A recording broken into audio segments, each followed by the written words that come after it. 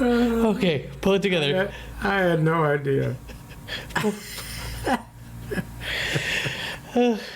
Dennis, it's another week. Here we are, you and me again, together, bros. Bros on the pod. Oh, a good belly laugh. That's the first.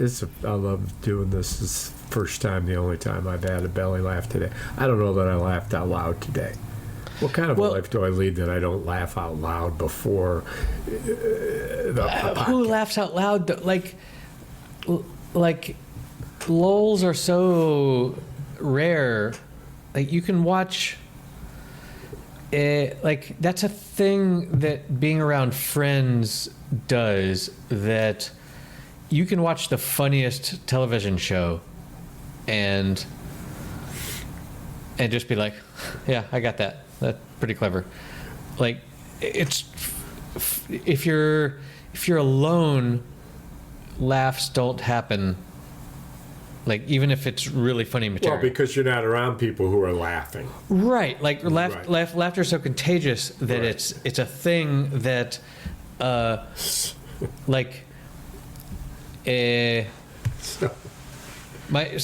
like, you can watch the funniest Sort clips of like, on YouTube or whatever. So like George Carlin opening up Saturday Night Live in the first show. That thing I sent you, yeah. People didn't. The audience was not roaring with laughter at all. No. I didn't think he was funny a bit. I think he bombed. I mean, I've seen that material before, and maybe what I've seen was that exact clip, but I watched the whole show. Yeah. No. But like, I've seen that Carlin material before about the football versus baseball or blah blah blah, and like his comedy is so about intellectual wordplay that sometimes it takes he's a bit of a philosopher. It takes like a fourth watching before you are like, oh, now I understand. Well, I mean, the stuff was humorous. I didn't get a chuckle. And then the other stuff that happened, the skits, a couple of them just weren't funny. I don't know that they would have been funny then. I had the same impression, of course, when I saw SNL 50, which I thought was not funny. The skits were not funny. The musicians, while it was endearing, SNL is such a hit or miss medium, and I appreciate, having watched the first one, that the soul of what SNL was there already, in a way that, like, it was sketch comedy, goofing around, Chevy Chase making some weird racy jokes, and SNL is always hit and miss. Like, well, to your point about Chevy Chase, in the 50th reunion, they showed and actually, no, I saw it in the clip you sent me, which was the full first show. Right. And that show included him in his first, of course, right, since it was the first show of the newscaster. What's it called? Weekend Update. Weekend Update. And I made a point to you a few episodes ago about the two dudes who are doing it now, Jost and Che, that they're now comedians making jokes and laughing about their own jokes or laughing at jokes, as opposed to the way it was originally designed and was for years. It was portrayed as a serious newscast, and the stuff that was weird were the guests. Yes. Or the topics, for that matter. So there's Chevy Chase and his opening scene proving that point perfectly. He played it completely straight, including a couple funny, I'm looking at the wrong camera kind of stuff. And it was the first time in the show they were particularly edgy. There wasn't anything about Carlin's opening monologue that was edgy.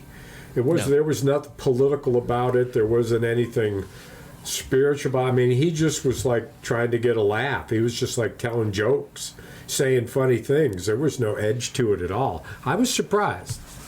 I couldn't have told you from his opening what year it was, except for the dress. There was nothing he said that was current.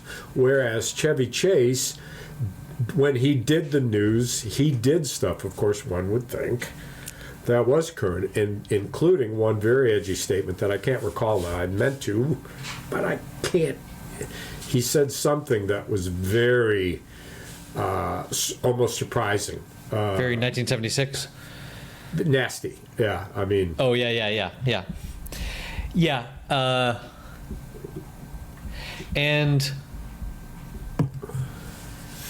Yeah, so it's evolved. Like, now,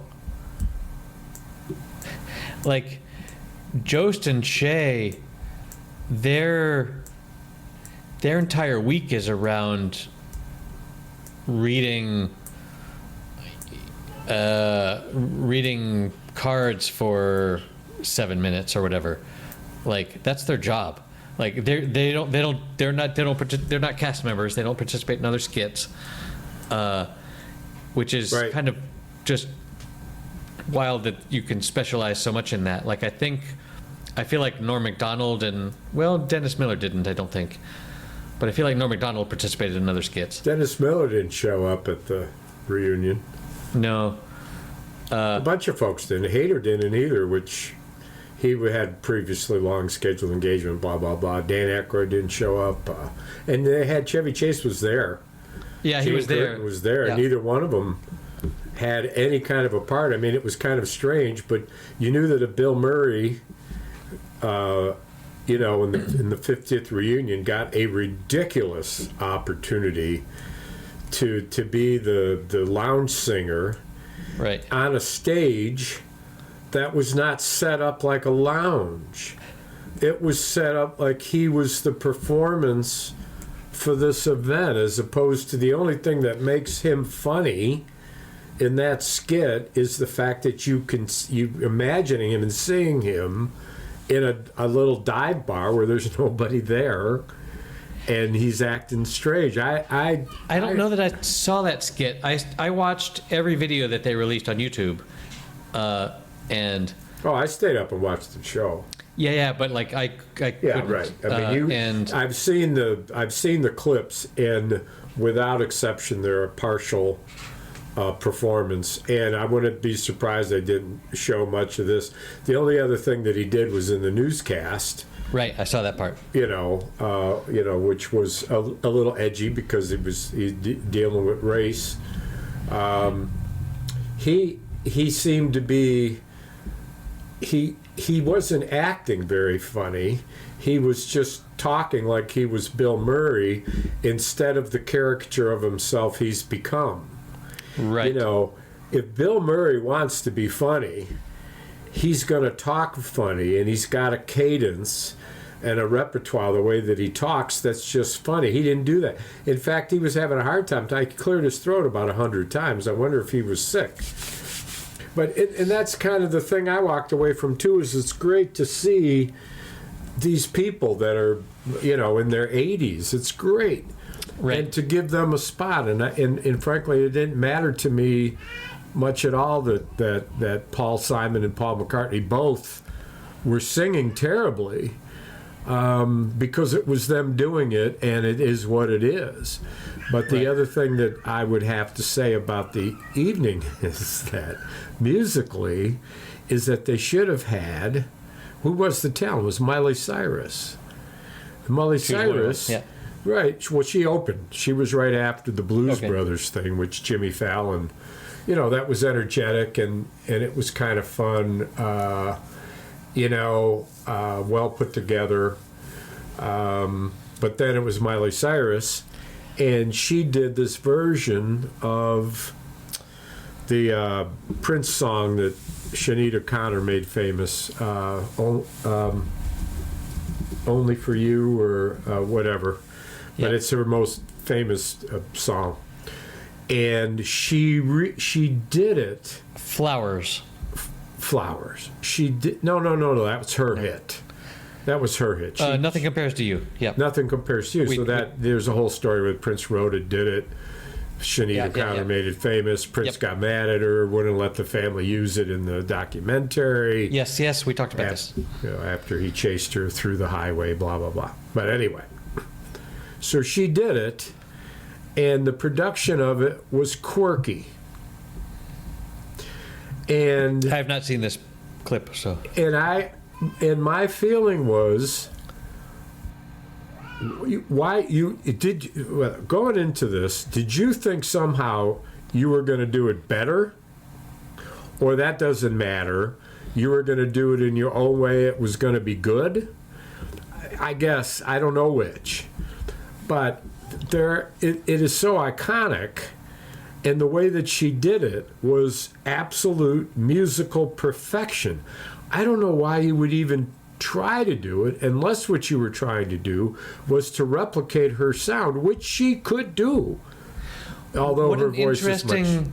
I didn't know, I didn't know that what song was played, but what an interesting callback to one of the most controversial moments of SNL ever. Well, and of course, that's why she did it. It isn't the question of doing it, it's the manner in which it was done. Right. The other thing was, if she wanted to be edgy, she would have ripped up a fucking picture of Donald Trump. Oh, fuck yes. I mean, what's your great reverberation back to a more powerful time? This is the same.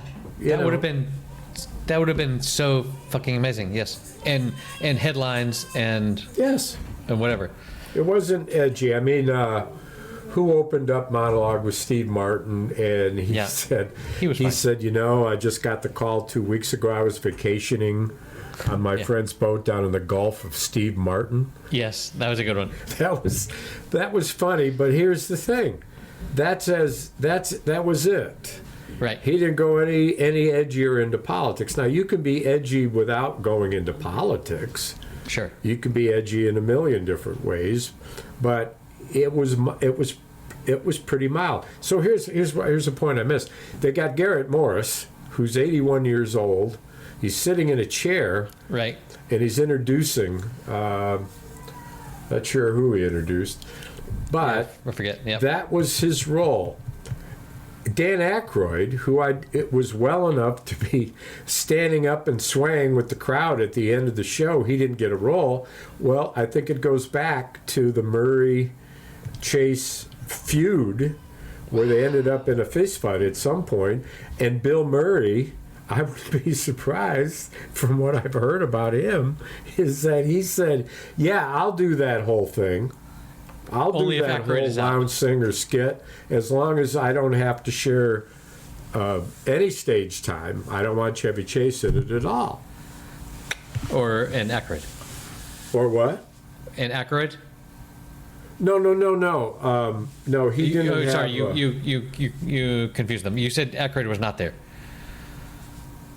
Oh yeah, now I switched the point to that Chevy Chase was there and didn't have a role. Yeah. Whereas Garrett Morris, 81, right. and here you got a reasonably healthy Chevy Chase, because I know there's been stuff recently, and he was there walking around. I imagine he's wondering, how come I didn't get anything? I mean, you got celebrity after celebrity, including people who it's like the dude who started Top Gun. I mean, who gives a fuck? Instead of Chevy Chase. Yeah, like I if I hadn't just the previous weekend watched a movie where he was the star, I would not have recognized him. The drumming movie, what was that called? No. You're thinking of a different actor. But they look very similar. I watched a movie called The Gorge, which is a brand new movie that came out on Apple TV Plus, starring him and Anya Joy Taylor. Who's him? The Top Gun guy that was invited down. Miles Teller. Miles Teller or something like that. Yes. So they star in this movie where it's not a. They are both like military snipers, and they are assigned like she is from Lithuania and he's from the U.S. and they get sort of knocked out and brought to this location where there is this mountain gorge, and there's these two watchtowers on either side, and they don't know where in the world they are, but they are told, look, you have to stay here for a year and guard this gorge. And like they get a briefing from the previous person like for a full day where the person is like, I haven't seen a single human being for a year. I'm going to tell you what you have to do here, and then I'm this leaving. time it's a partnership with a Lithuanian and Miles Teller's character. Well, and so they're on this opposite side of this gorge where they can only see each other through binoculars. Oh, I see. And the gimmick is you're not protecting this gorge so that no one gets in. You're protecting it so that nothing that's in there gets out. Oh, and that sounds cool. Yeah, it got a little too zombie-esque for my taste, but the romance between them through binoculars, really, and like holding up signs and stuff was and very. Who plays the woman? Anya Joy Taylor. She's been on SNL a bunch of times. She was in The Queen's Gambit. She's this Argentinian woman where her eyes are really far apart. Real slender. Real slender. She was in The Menu with Rafe. Yeah, sure. Like she's on all the she's like a. She's very odd looking. She looks like an insect to me. Yes, she's very odd looking. She's but she's also like, a cologne model. She's in all those things. Anyway, I had just seen that movie, so I recognized him. But they did the bit where they were like taking questions from the audience. That was such a clever way to like show everyone all the celebrities and that were there. There were some funny moments. And those two women are very funny. And here's a Which juxtaposition. Two women? Amy and Tina Fey. Amy Poehler and Tina Fey that ran. They're the best. They were talking in their funny voices. They were intending on being funny, and they talk that way. And Seth Meyers, when he was running the desk, he was talking funny. He was intending to be funny. Bill Murray, not so much.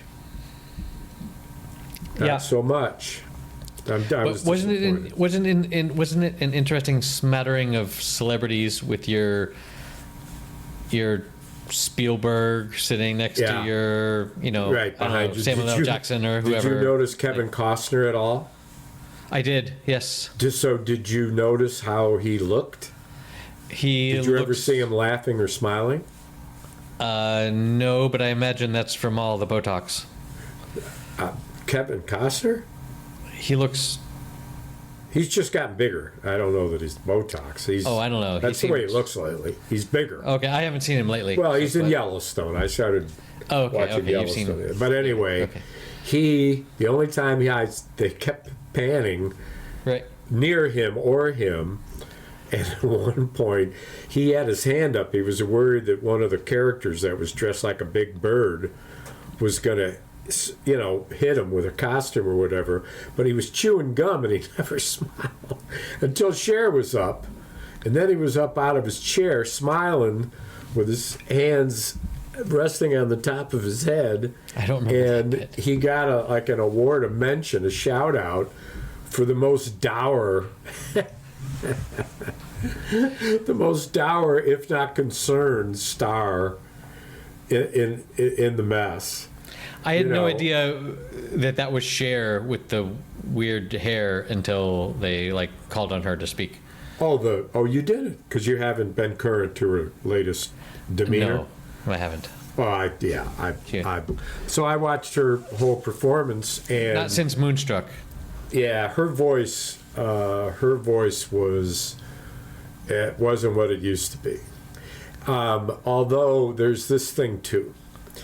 When you are listening to a live performance, the quality of the sound can be from worse than, of course, a recording of any kind, all the way to you can't even listen to it because what they're recording is literally the sound in the room. Right. Well, you can't record that and not be annoyed within 32 and a half seconds. Like we're doing now. Being annoyed, I'm annoyed. No. Recording sound in the room. If I snap my fingers. Yeah. Right. Yeah. Right. That's annoying. So there's that, but in the opportunity to do for her on stage what they did for her on the recording was actually there. So she performed? Cher? I've Oh, only seen the God. clips that they've shared. No pun intended. She did her most famous songs. If I Could Turn Back Time. Oh my Right. God, she Okay. rocked it. She was dressed all Cherish. So it was like a 2-hour show. It was 2.5 hours. Okay. See, I've only seen what they've shared on YouTube. Yeah, because and I've tried to pirate it, but show a lot of stuff. But she actually was strong, performance wise, and of course, she commands, and has always been able to command the largest room on earth. okay. Right. She's just she is fucking Cher. She's got some right? magic. Yep. And that's why it's funny too that was, do you have any questions? She said, questions? Why would I have questions? I have a lot of answers. Just Oh yes, ask me. that was her joke. Yes. Yeah. And I don't know if you've seen the movie where she played the head mistress in a burlesque show that I believe was also a whorehouse, and she starred with Stephanie, Gwen Stefani. Do I have that right? Not Gwen. Yes. I got the name wrong. No. Gwen. No, you're close. You're wrong. Blonde singer. Christina Aguilera. Oh, of course, Christine. Who is as good in this movie, a good singer in this movie, as any movie I've ever seen. But this had Cher. This is called Burlesque, is the name of the movie. Burlesque. In a movie that my guess is that the time of filming that movie in her previous movie was 15 to 20 years. And her previous movie was probably Mermaids. Then after Mermaids, she didn't do anything for a long time. Then there was Mask, of course, which she got an Academy Award for that. No, she got Academy Award for Moondance. Not Moondance, Moonstruck. But anyway, there was this great gap, and so you saw Cher in her middle age, and she performed. She was not the star performer. Christina Aguilera was, for good reason. But her performance in that movie is something that you need to see again and again. I mean, I have. It's great. Boy, IMDb is just shit now. What the, like, I can't even look at her movies. So Burlesque was 2010, and her previous one was Stuck on You in 2003. That's 7 years. But you're remembering her from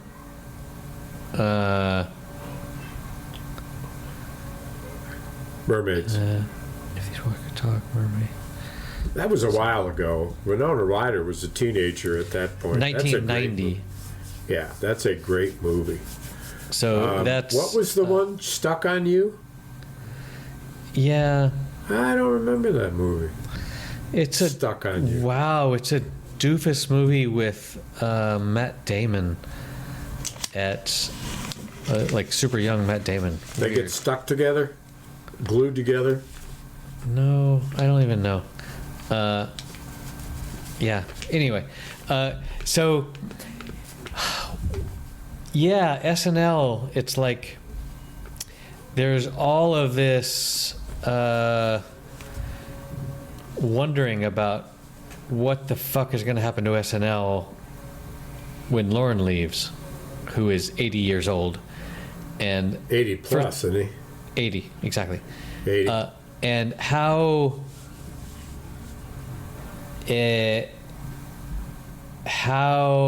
first of all, how much is he even participating in it already? I would imagine with an iron fist, according to anything I've ever read. Yeah, but I mean, he historically has, and he also owns. He also is in control of Jimmy Fallon and Seth Meyers' show. Like he owns, like late night NBC. What? Are Yeah, you serious? Yeah. He owns all of that, or controls. So people are pontificating. Well, maybe Seth Meyers takes over, or some who could possibly fill his shoes. And I've heard that that the how, well, you don't, but Netflix is really into comedy. Like they have this annual Netflix comedy show that they put on for like 3 days in LA, where they have all the best stand-ups come and they film all of these really? comedy specials. And Netflix is just full of stand-up comedy. And so like the CEO of Netflix is really into stand-up comedy and really into comedy in general. And so there's some people are wondering, when Lorne steps aside and SNL needs a new home, if Netflix doesn't step up and try and buy it. Huh. But then there's all this, like, part of the beauty and magic of SNL is that they're filming this in a fucking skyscraper. Like, they're just on a floor in a skyscraper. They're not. If you did this in LA, where you had just warehouses and warehouses of sets and shit, it would be a totally different thing. And when you're actually there watching SNL in the audience, you see how the sets get moved around, and there's only 3 stages, and they have to organize stuff so that they can be doing one skit while the other one is being torn down and reset up with another thing. Well, the 50th anniversary offered a tour. I saw that. I saw that. I saw that too, and you're describing it well. It's but that's super, like, in the same way that, like, what made Twitter magical was the 140 character limit, where you couldn't just post whatever. Like the constraints make it special in a way that if you had unlimited budget and unlimited makeup or whatever. And I heard, like, each SNL episode costs like $3 million or something to make. Like, it's a ridiculous amount. That small. Well, I don't know. $3 million seems like a lot, amount. But it's now that everything's gone to streaming, the only thing that people watch live on television is sports, except for SNL. And and SNL is the highest rated thing that NBC makes every week. Like, most people tune into that than anything else, because everything else you can just get on streaming. And even saying that, most people, I think, most SNL fans watch the skits on YouTube on Monday morning. Right? It's like they don't. So it's an end of an era of, the last of the vaudeville Right. type Well, of I'll tell show. you, they ought to tap is Dan Aykroyd, for Christ's sake. I don't know anybody who's ever been on that show that's any funnier. Yeah, I'd but say how the old is he Belushi- though? Like you need younger blood than Oh that. yeah. How old is he? He's older than me. He's older than me. You're right. Let's see. You're right. Dan, Well, I realize I do. Dan that. Aykroyd is 72. Who is? Dan Aykroyd. Aykroyd 72. Well, he's not Yep. much older than me. 1 year. I'll be 72 this year. He was born in 52. Oh, so I got a fun story for you. Do you know? I like those. This is under the heading of irony and circumstance. Keywords: irony, circumstance, and what's the other word? Serendipity. Serendipity. Very good. Exactly the word on my mind. You're welcome. Serendipity. So, I've been trying for some time to book the Mojo Riot so that we're booked for the year. We play once a month. Yep. And I've been successful for 9 of those months, only 3 left. And in the 9 months, I've actually booked us 11 times. So there's a couple months where it's done. 9/11. So, That's what I'm hearing. not surprisingly, the month that's the hardest to book is the one that's upcoming. I started to try to book back in November, but nobody was paying attention. And all the places, the venues that book, what they do is they say, shit, it's January 5th, and I don't have anybody booked yet for February, and so they call all of their bands that they have every year. And it's filled up in 2 days. So March was open. And so there's a bar downtown that I love called the Old Dog Saloon. And they've fallen on hard times for a variety of reasons. They're not even open later and later, sometimes not at all, undependable. So people aren't going there much anymore, even when they're up, because you never know. Man. And when it's freezing cold, you don't drive around to see if you can find an open bar. You just go where you know that it's open. But Wait. anyway, I ran into the owner. Are you able to teach it new tricks? Are you able to what? To teach the Old Dog Saloon new tricks? No new tricks, as it turns out. No new tricks. But I said to them, I book one charity event a year, and so you're the charity. Aw. And in condition that you book us 2 times for pay, but we'll play it for free. And she couldn't figure out how to manage it. So I had tried to get that figured out for almost a month. As January went, February went, we had our February gig in a ice storm climate that was just meant, we had a great time. I thought we played really well. There were all that many people there. And so she closes the door, so to speak. And there's sound effects in here on that point. Does she open a window? I hope so. And so I had one last ditch effort in this place called Rudders. You had one last what? Option. You said Jefford? Huh? Okay, continue. Sorry. One last option one last effort, one last Effort, idea, okay. whatever. And it's called a place called Ruggers Up and Under. Ruggers is because it's a rugby. The guy who owns it is a rugby player. The rugby club does stuff there, and it's called Ruggers, meaning, and Up and Under, which I would assume is a term of. That has to be a rugby term. Of course. You go up and under somehow. You jump up and then you go under with the ball, whatever. This is my wife. Hello. Hello. Yeah, this is a hallway. And so I go down there. And the great thing about it is they got this back room called the Other Side, which is kind of cool. And it's huge. It's got a huge stage. It's got great lights. It holds 200 plus. It's got its own bar. It's got its own door, its own restroom, its own pool table. So I went there and I said, I realized that the only way to get that room it's for events. So I said to her, I said, look, I want to do a charity event. You pick the charity.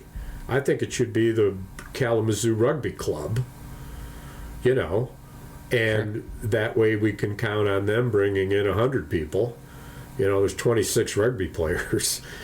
And so I'm down there and I'm talking to Aubrey, who's tending the bar, and I got to write Sam, who's the manager, and I've got to have links in that, so I got to do that the next day. So I do it, and then I wait a day, and then I reach out to one of the co-owners, who's also the former rugby player, offering it to him, and then I also wrote the rugby club.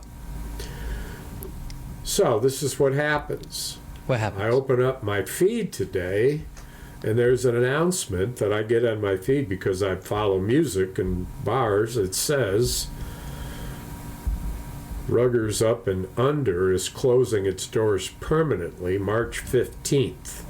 Oh, The staff down didn't and know over. it, the board didn't know it, whatever. I had all this in motion. So I wrote the rugby club and I said, we want to do a fundraiser for you in March. He's like, given that they're closing, we can fill the place up. That's what he writes. Right. I don't hear from the co-owner, but I hear from Samantha, the manager, who writes and says, what are the dates you have available? And I wrote him, and she said the only date that would work for us is one of the dates I gave her, which is March 14th. That Nice. means that suddenly, That's not Pi only Day. are, what's that? That's Pi Day. It's also, I think, Albert It's Einstein's March, it's the birthday. next day. 3.14. And my anniversary is the next day, Oh, okay. because it's the Ides of March. And so she writes back and she picks a date. And she says, I got one more confirmation to get, but I should have an answer by the end of the night.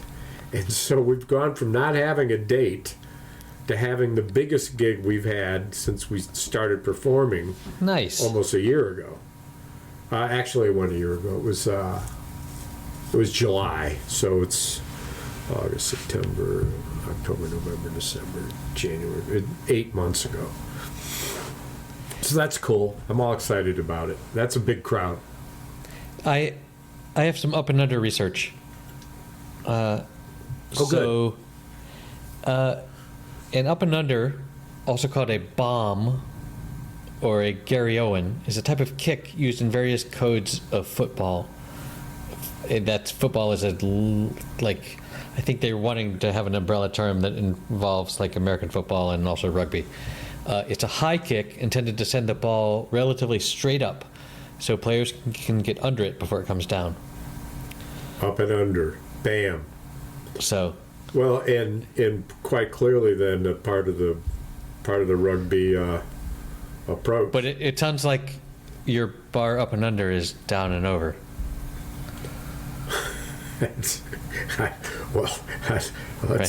That's down and over. It may not down and out, but so it looks like that the serendipitousness of it is that I have all of that in motion. Today I call Sam, trying to reach her. She's the manager, Right? and instead I reach Aubrey, who's the bartender, who was the first person I talked to, gave me Sam's address. She was all excited about it. She said, oh, that'd be great. This place is great when these rugby players are here. They have, they love to drink, and these are huge men. Huge men. I'm aware of what rugby players are, yes. Ooh, boy. And so I call. Is Sam there? No, it's not Sam. No, she's not here. I don't know when she'll be here. Yeah, I said, is this Aubrey? She says, yes, this is Aubrey. I said, well, this is Dennis, Aubrey. We talked yesterday. She said, oh, yeah. And I said, well, who would have known that who would have known that the place is closing, for God's sake? And she said, not me. I found out about it the same time you did. Fuck. You hate to lose your job with a press release. Yeah. Right. Talk to the quarterback of the Detroit Lions, Jared Goff. That's kind of how he learned he'd been traded. or all the federal employees. Yeah, well, I mean, yeah, and I'm interestingly in a situation and kind of in a mix with that a little bit, because I'm talking to a state and was in negotiation discussion early stages of writing federal grants. Yeah, And because the you're federal a grants grant monkey, aren't you? They were all pulled. Yeah. They were all taken down. All of the webinars on the topics were all canceled. And so it's been a month. I went to the site this morning, and it was no different. They're still all canceled. And what's interesting, I know why they're canceled, because it's the general review DEA requirements on all federal money. Well, as it turns out, these grants do have a DEI clause, and they have to do with formerly incarcerated people, which, of course, Elon Musk would say, oh, you mean those black people. Right. But interestingly enough, Jared Kushner, due to his dad's being a child of an incarcerated parent, Jared Kushner pushed through, I think it was called the First Step program legislation. I haven't heard anything about Kushner and he's out. He's the business. He's got $3 billion. He's got $3 billion of Saudi money. They're living in Florida, living large in Florida. But neither one of them have got anything to do with anything at all. Okay, so not this time. Yep. Not this. No. And of course, why would they? I mean, yeah. Why would they? Well, he's got his $3 billion, and I don't know what he's doing with it. He wants to turn Gaza into a vacation. Just the only thing is there'd be no Palestinians there because they won't be allowed to live there. They'll have to be relocated to places that, like just Egypt. Think of all the golf courses you can put on the Gaza Strip. It's all seaside. You're going to need a lot of sprinklers, but they'll have a desalting station built there at great cost. In Gaza, the playground of the rich. I love what he's doing with Ukraine, where there started talks between the United States and Russia. Ukraine wasn't even invited. They're not even invited. And then before they sat down, you want to see a funny clip. This Helfer or Helster, whatever the fuck douchebag's name is that's running the you got his name wrong last time. Now. Yeah. There's this clip of him answering questions. And the way that they clipped it was they took out all the spaces in between him getting a sip of water. Oh, no. And so as it turns out, it was notable during the thing because he was taking lots of sips of water. He looked as nervous as a cat. Well, I'm going to have to find this for the fucking show notes. That, all right. It's pretty high hilarity. Him and Mark Rubio, the new Secretary of State, is trying to answer questions about this ridiculous vacation land in Gaza. And he struggles to try to make it work, and it just as soon as he's done trying to walk it back just a little, the White House comes out, Musk comes out and says, no, that's not what he meant at all. He meant a vacation spot. And the question is put to Congress, Democrats, of course, who would answer it this way. Well, if Mark Rubio's not running the State Department, who is? And the answer is Elon Musk. Yep. It's now an oligarchy, right? Looking like it.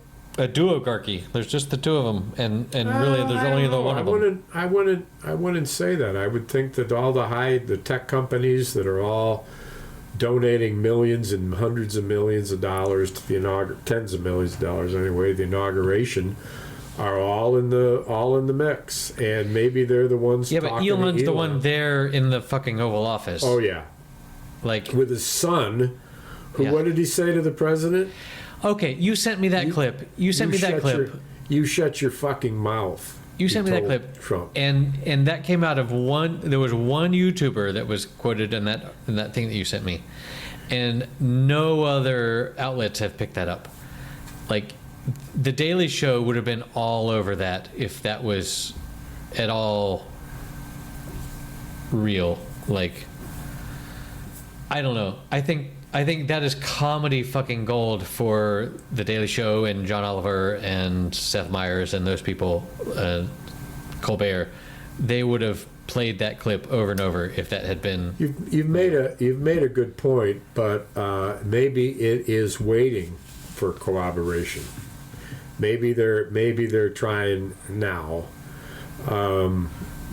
but I mean, of course, in the AI age here, which is the pre-IA era, because we're in a building mold and we're not there yet. When we get there, we'll be there in my lifetime. That's for goddamn sure. There'll be nothing you can trust. Part of the all video is fake thing is that I saw the viral video of the plane crash in Toronto. Yeah, the flipped over. And my immediate response was, "That's totally fake." And it wasn't. It's a shaky someone holding a camera and being like, "Oh shit! Oh my god! Oh god! What happened?" And like that just reeked to me of like, and it was blurry in the distance or whatever. And then it turns out there's other video of actual people coming out of the upside down plane. And thank God no one got too hurt, but like what a it's so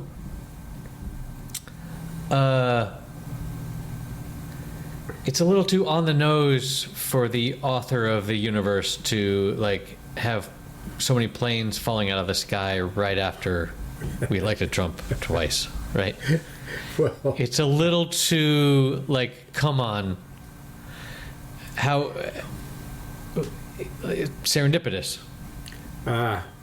Well, it's so in the great out there, Yes. and this came home to me.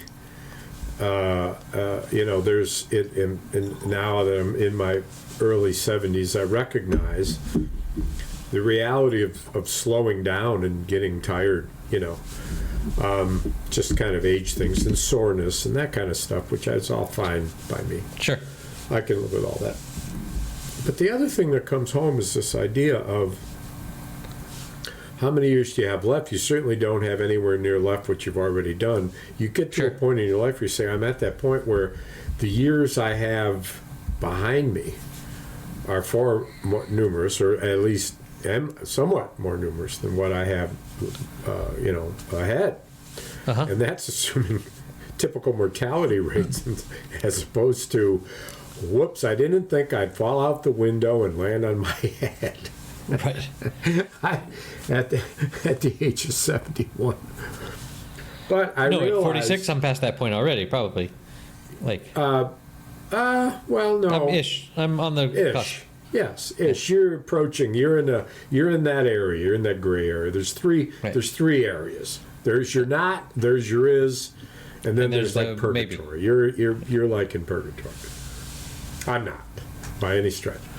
No. And so you kind of think of when you see Paul Simon at the age of 81, who is what happens to a lot of men. And not me, thank God, but they get so much bigger. They just get bigger. Their body gets bigger, their head Swollen. gets bigger. Yeah, I guess Paul McCartney didn't get bigger. You don't mean fatter. No, I don't mean fatter. You I mean bigger. Bigger includes, but not limited to, fatter. Yeah. It's probably some of it. I mean, I would imagine that Paul Simon's got a bit of a belly because he's gotten so big. But you see, there's that thing they say where like your ears never stop growing. So like, right, men have really huge ears. Or big whatever. ears. Yeah, big ears. Right. Which Obama's in trouble. He's in a lot of trouble. If we can take anything away from this discussion, more ear mass. In one of the more awkward positions. He could fly by the time he's 90 something. His ears will be that. He will fly. He will. So did you hear the story about Tiger Woods yesterday? Speaking of celebrities, it's a funny thing that happened.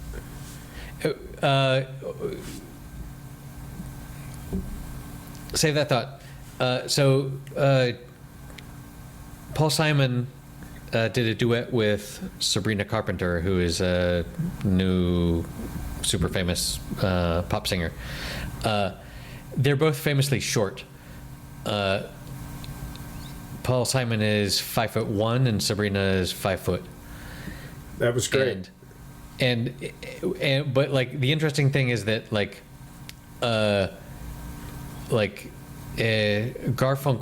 Art Garfunkel is like 5'10" or 5'9" or something, and like you always think of him as being super tall because he was always next to little Simon. And you know, Paul Simon's, it's not a shocking thing, but he's always been extraordinarily kind of like, I don't know about ashamed, but very concerned about sensitive. his height.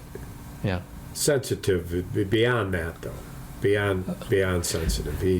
He's gone through periods in his life where he was depressed, and one of the things that depressed him was how he looked and how tall he was. You know, and as he's a a guy little bit of who a was jerk short, to deal with, but I was the shortest guy ever when I was in high school. I was 5'3", you know, and I grew to 6 foot. And still taller than him. After high school, yeah. Right.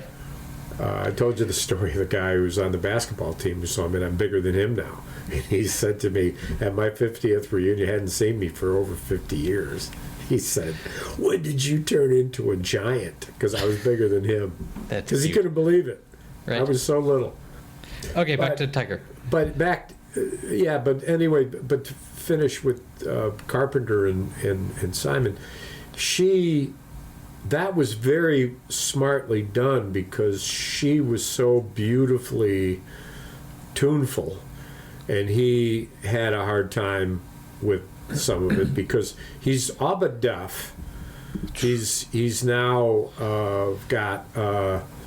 went through a bunch of therapy and stuff, and he's able to play with a couple of musicians, but he can't hear, and he was unable to do some things because of it. And so it was remarkable that he was there, and what a tribute, because he was like, that was way cool.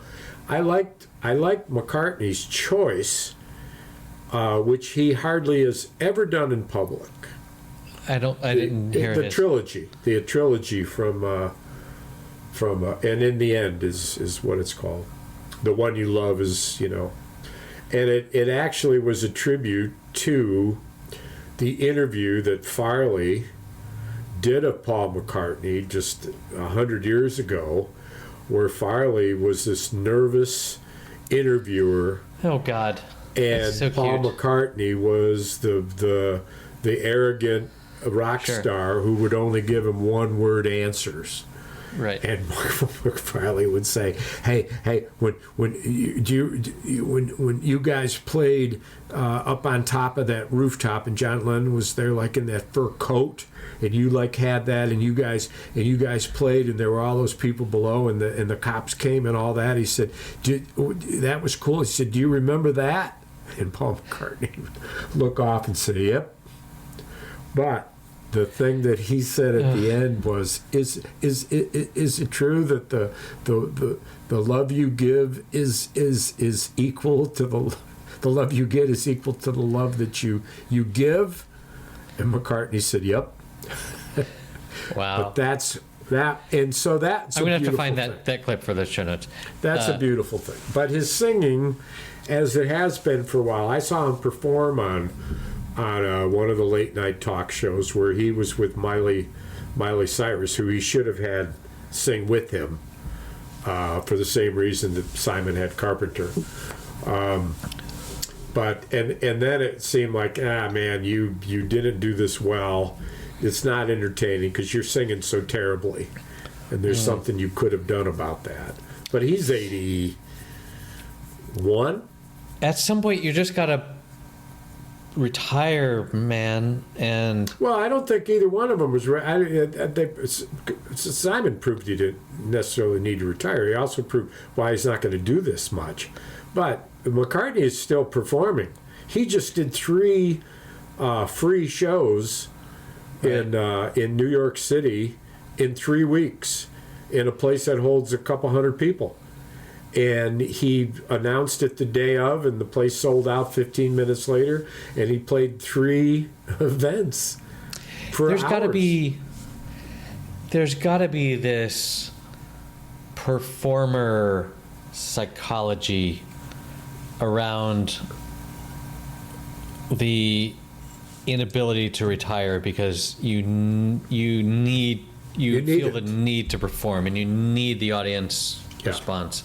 And like, I listened to the Conan O'Brien podcast, and he's all the time talking about how like he needs to hear the people respond. And when I was there at Abbey Road a couple weeks ago, I very much thought about the rooftop performance. And wondered. Well, and there's the kind of still on this SNL thing, and what that reminiscing is that the audience, the entire audience, is set, as Jimmy Fallon said in the opening. Every single person there was there because they or someone they loved was connected to the show. Yep. And you kind of wonder, it's like 6 Degrees to Kevin Bacon. He was there, him and his wife, Kyra Sedgwick. Yep. So was Seth Conan Rogen and his wife. Was there in a white tuxedo, a white tuxedo with black trim. And when they panned him, I thought, man, the dude's dress, you'd think they would have brought him up. He would have been funny. The thing they did with Miles Teller wasn't funny. They had the 2 women. They fucked it up. It wasn't funny. What a great power play to be like, yeah, I'm going to sit in the audience and wear a fucking tuxedo. A white tuxedo. Well, they all had tuxes on, but nobody had one that was white with black trim. Right, exactly. Of course. It was the tux with tails. Yeah. It was the most fun, but he could have been wearing a top hat and carrying a cane. Right. He was hilarious. The other guy who was hilarious was Galifianakis, yeah. Oh God, they worked him in. Yeah. And that was great. But I mean, what would have been different? Why bring Miles Teller up? He's not funny. He's not known to be funny. He's known to be handsome. He's cute, and that's about it. But the point isn't to be cute. The point is, if they had put Seth Rogers up there, he would have been funny. Yeah. Miles Teller wasn't funny. He wasn't supposed to be funny. He wasn't expected to be funny, which meant he was the straight man. That one out of three people were funny. Well, straight men are funny. They can be funny in their pauses and in their it's the whole riff, but anyway, I'm a big critic of that show. I think they missed an opportunity. It just wasn't funny. It's fucking hard to do. It's a hard line to walk, and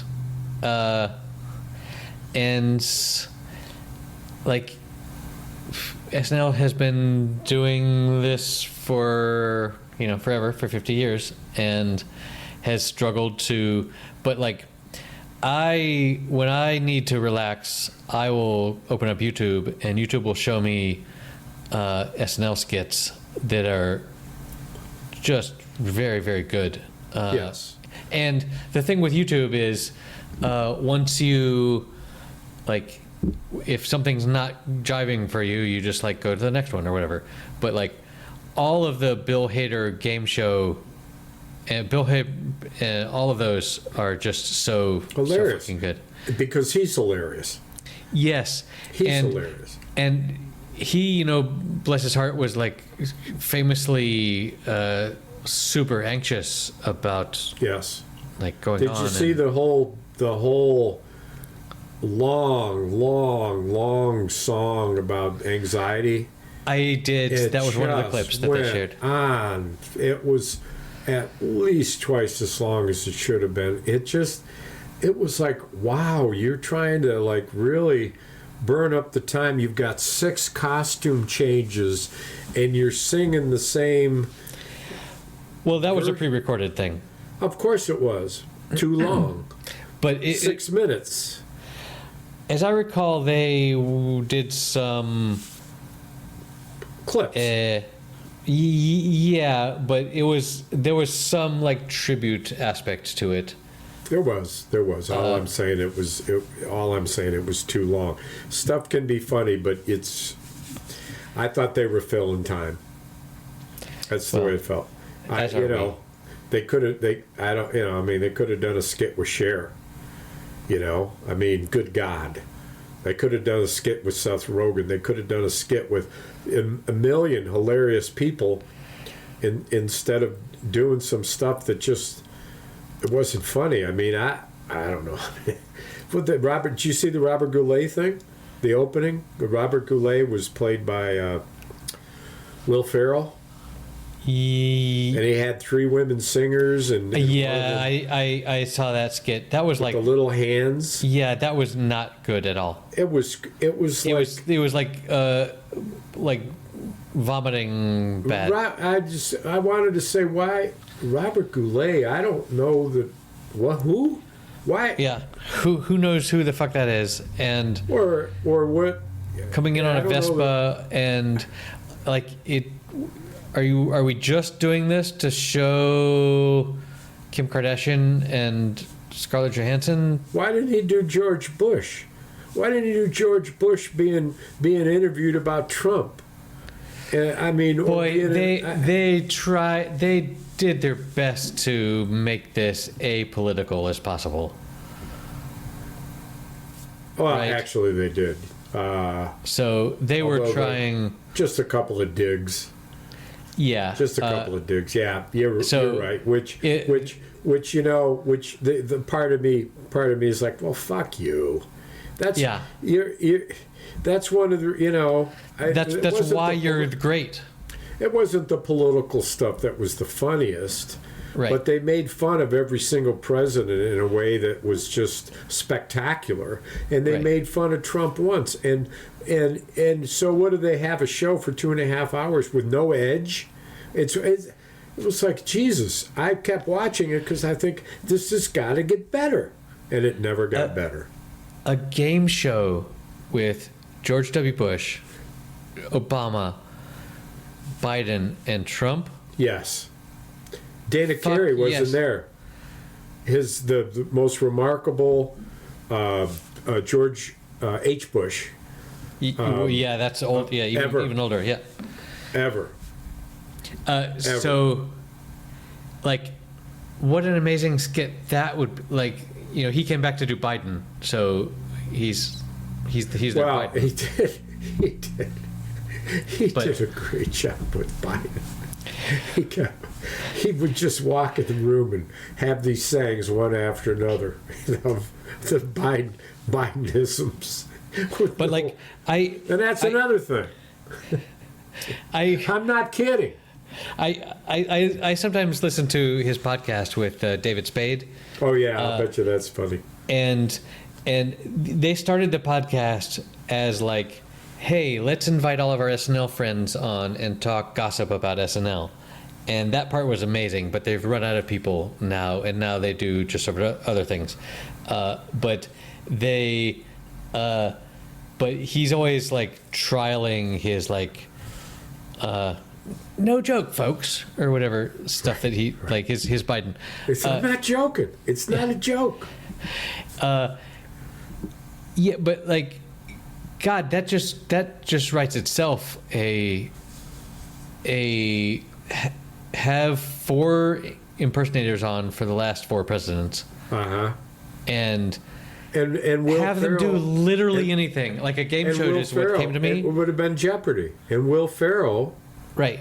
you know, and every one of the columns of questions. Right.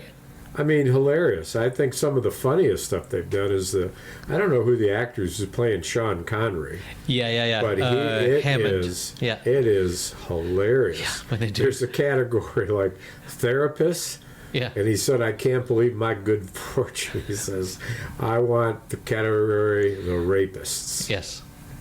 You know, I've seen all of those. They're very funny. It's one of them is like S words, and he's like swords for 1,000. It's like that's what that is.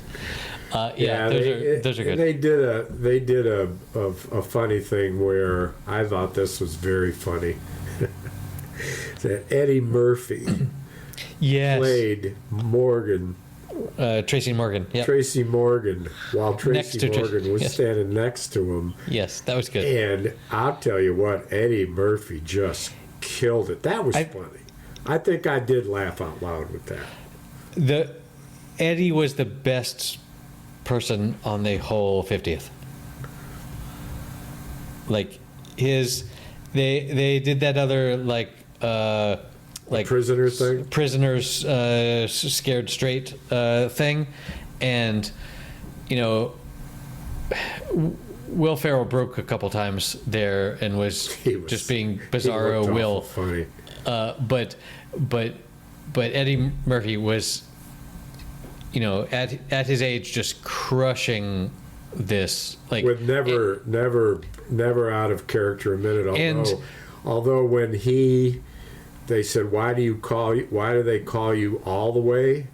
And he said, because I never do anything halfway, and half of his hair tied down and the other half wasn't. That was there so good. A moment there when he looked at the camera, he broke the fourth wall for just a funny second.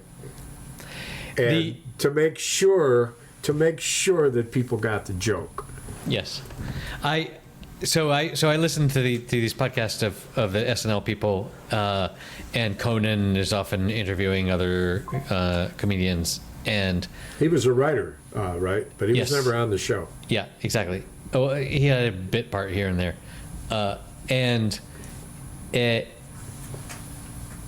literally all of the comedians say that Eddie Murphy is their god. Like, yeah. He for them, he is the best that there ever was. Yeah. You know, they all grew up listening to Carlin and Cosby records and whatnot.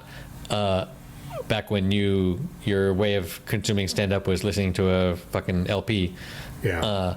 But they all just will bow down to Eddie Murphy in a way that is stronger than I understand.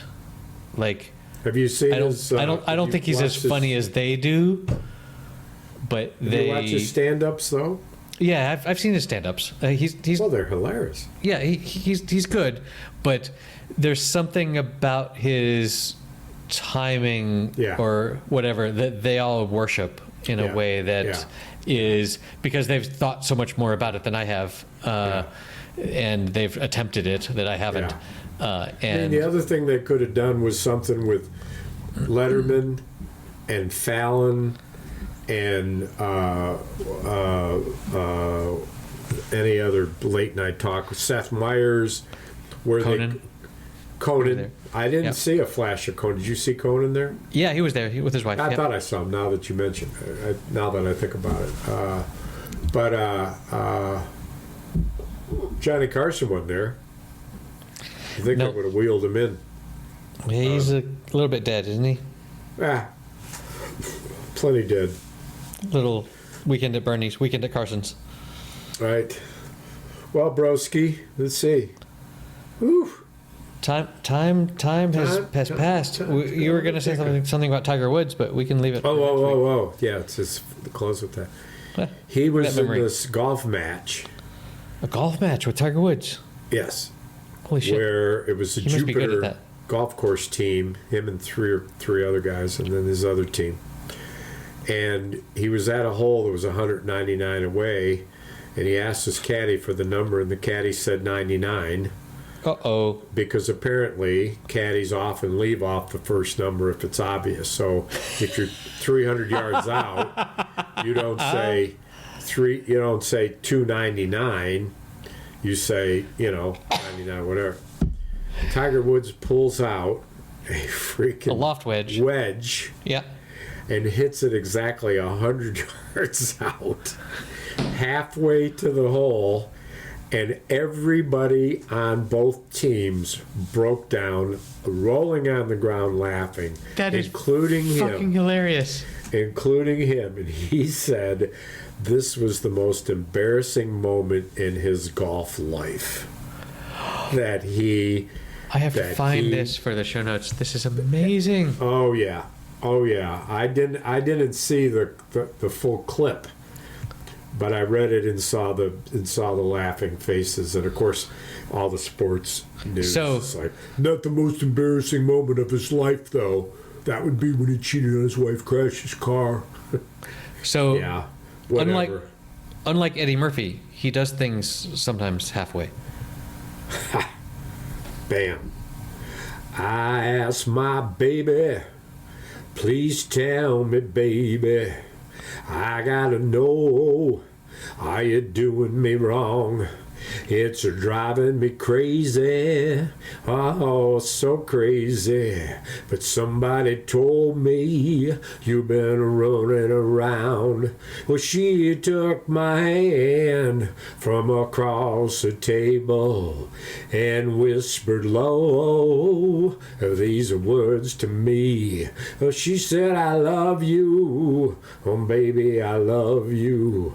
And that's the way it's always gonna be. She took my hands across the table, in my hands across the table, and said, honey, I love you, don't you worry no more. Don't you worry no more. Well, she wiped a tear from my eye, and she said, baby, oh, we gotta go.